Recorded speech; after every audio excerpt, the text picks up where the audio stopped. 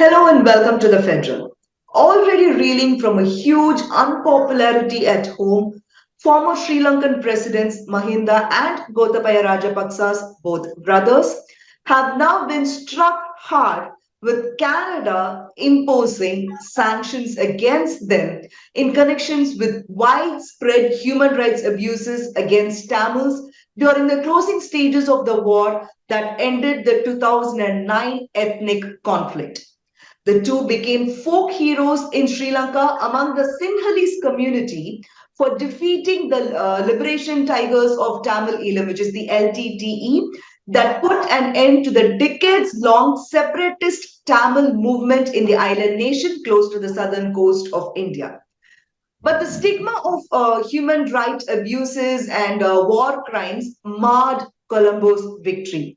Documented cases of abuse against fleeing Tamils, including LTTE members, were discussed at the United Nations and Western capitals. But Mahinda, who was the president in 2009, and Gotabaya, who was defense secretary, managed to fend off any action against themselves and their government. Canada's move is the first punitive action against the two anywhere in the world. To find out what it means and the implications of the sanctions against the Rajapaksas, we at the Federal asked our in-house Sri Lanka expert and veteran journalist M.R. Narayanaswamy to explain the issue to our viewers. Welcome, M.R. My first question to you would be: how do you see Canada's action against the Rajapaksas? I think Canada's action is extremely significant because, as you rightly mentioned, Canada is the first country, and of course, a major country, to specifically name the Rajapaksa brothers for what happened in Sri Lanka, in the northern east of Sri Lanka, towards the end of the war in 2008 2009.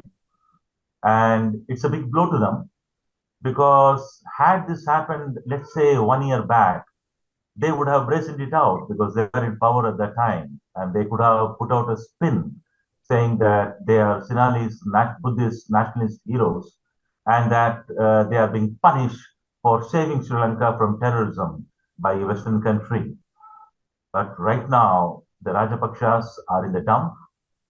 They are diminished politically, and they are actually hated figures on the streets of Sri Lanka for the economic ruin that they have caused to Sri Lanka.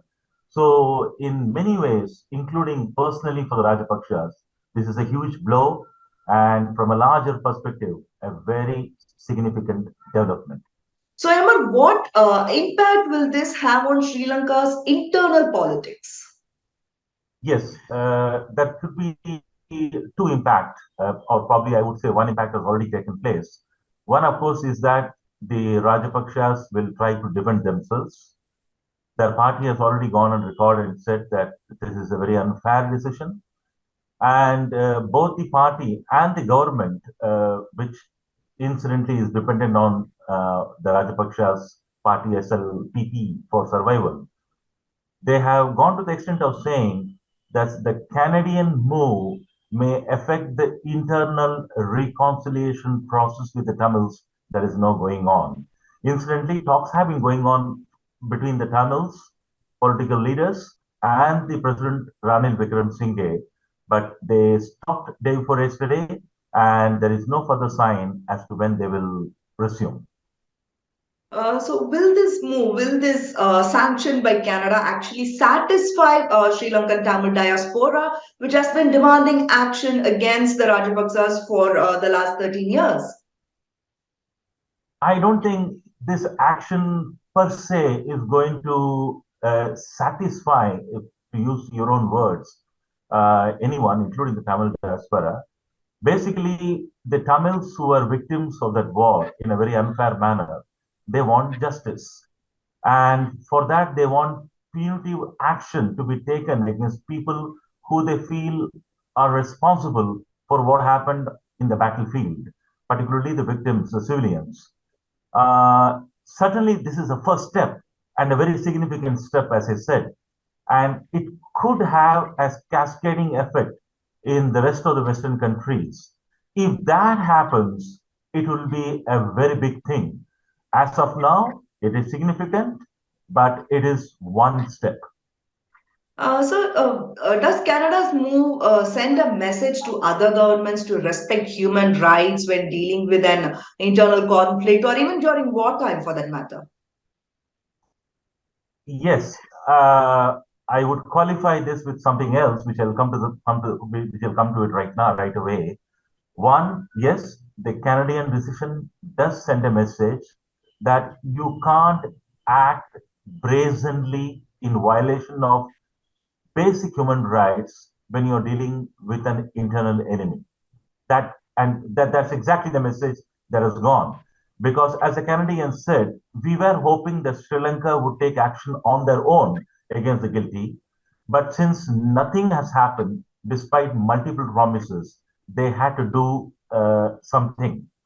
At the same time, the criticism of Canada on the issue of terrorism is that Canada was one of the many countries which, for many years, allowed LTT to have an office and function openly in Canada.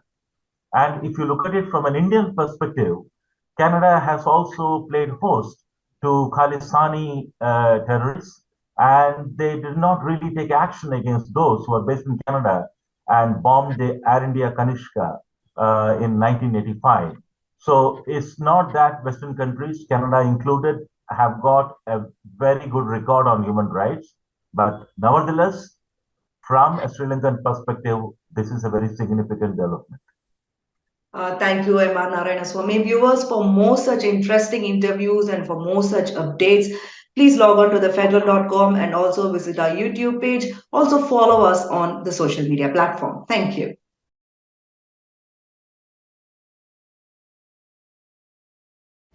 Subscribe to the Federal's YouTube page for more interesting updates.